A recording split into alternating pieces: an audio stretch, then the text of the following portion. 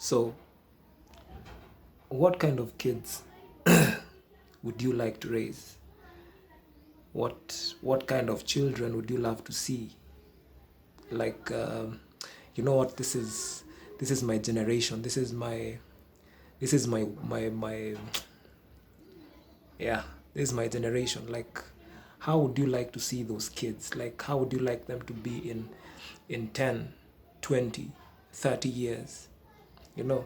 So, what if I told you that a parent has everything to do with how the kid turns out?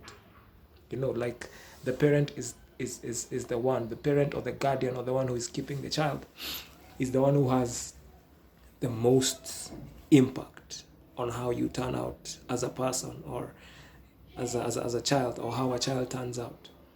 So with that in mind, it is either two ways. You're either preparing your child to be a prey, to be preyed on by predators out there, or you are raising your child to be self-sufficient, independent. Like, they don't need to suck up to anyone to be themselves. They don't need to beg. They don't need to go out there and just misbehave. Like, they're just kids who know what they're doing. They're not perfect. I'm not saying that we're raising perfect kids. Everybody makes mistakes at one point or the other. But you can get it as right as possible, And getting it as right as possible means that you use a very effective way of parenting. I myself I'm a product of various parenting methods, and I can tell you which ones are very ineffective and which ones are very, very effective from what I've observed, even when I'm speaking to my friends. And you're gonna talk about how your dad used to talk to you about this, how your mom used to talk to you about this, and then you look at the guy and how they turned out. You say, your dad messed you up. I'm like, hey, man, your dad put you on the right track because of what he put inside of you. And what you're putting inside of this child is really like, it's almost like gardening.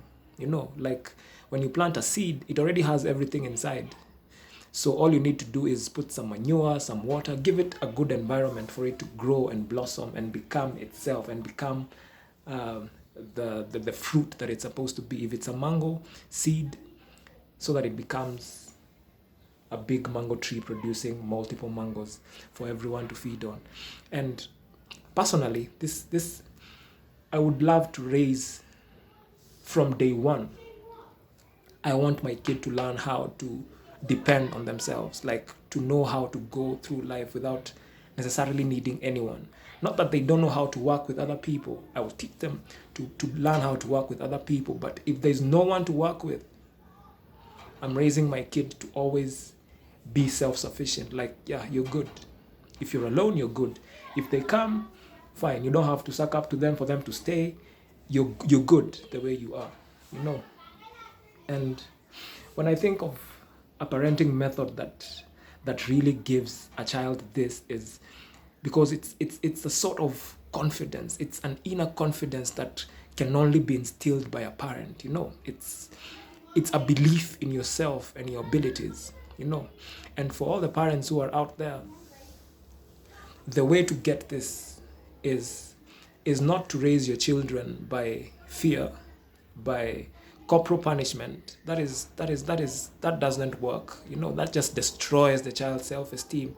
Eti kila saa akiweka kikombe mali huku mwambia last year you're gonna beat him, or her. That doesn't work. Or you get scared. If you don't obey your parents, God is gonna come down with lightning and thunder and is gonna strike you because you disobeyed your parent. Like, that method of parenting is fucked up. Like, it just messes up the child. But think about this. Think about this. Think about you as a parent befriending your child, becoming a friend to your child. Like, making them understand why doing something is wrong or right. Like, it's not like, if you put your finger in fire, I'm gonna beat you. No, I want to help you understand. Like, every time you put your finger in fire, you're gonna get burned. I want to help you understand that.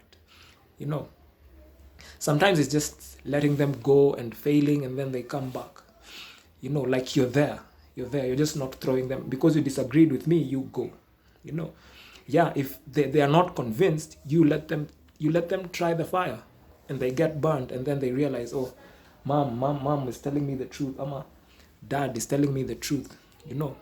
So the main issue here is having a good relationship with your child from day one, and instead of forcing them to do things, you can help them understand why doing certain things is good for them. Like if you understand, like, this thing is beneficial for me, like it's for my own good, like what I'm doing is for my own good, I'm gonna do it whether my mom is there or she's not there. I'm gonna do it whether my dad is there or she's not there. But excuse me. But if I'm doing it because I get punished, but if I don't do it, guess what? If my mom is not there, I'm not gonna do it. Yet, what she's telling me to do could be very important for me. You understand? So, if you help your child understand what is wrong and what is right, like understanding, like ameelewa, like they get it, it is so much better because they do that even when they're away from you. They are independent. They can live by themselves because they have that understanding.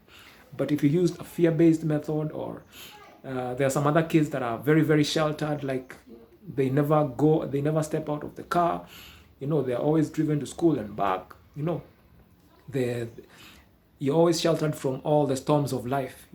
It's still not healthy. You need to let them out a little bit so that they can see that, okay, yeah, it's tough like this, it's tough like this. It's just an all-rounded up understanding of life.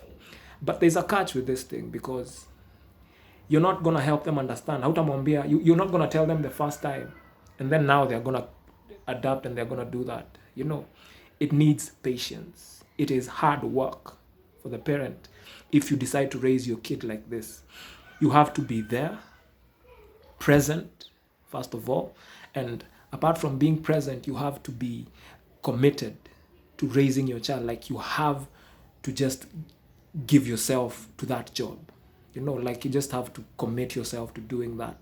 And you also have to put your kid, because if you're raising a friend of yours, you have to put them in the position where they can criticize you, where they can call you out when you go wrong, the same way you call them out when they go wrong, because it's just not good for them, it's good for you as well. If you're telling them washing your hands before eating is very, very important because of germs and all that, and every time they don't wash their hands, you call them out, hey, wash your hands. You have to also let them call you out when you don't wash your hands, because it's not only beneficial for them, it's beneficial for you as well. Like you are raising them the way you would like to live.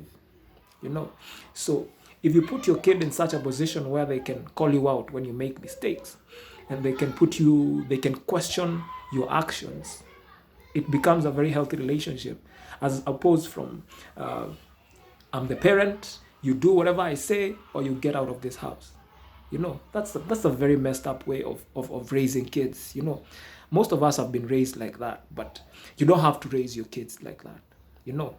Help your kids understand what is important and what is not important. And if they get that inside of them, if you put that inside of them, then it's wherever they go, they're going to be productive. And you're going to look at the job that you did and say, you know what? It was tough, but it was worth it. But if you didn't do this, you're always going to complain about your kids. Oh, why can't you get a job? Oh, you can't even run your own business. Oh, every time I open a business for you, it collapses. Oh, every time I give you... Because you destroyed their confidence with fear and criticism and all these things that parents do. So, my plea, help your kids understand. Make them your friends. And also, let them criticize you. Yeah. So, let's raise healthy kids. Peace.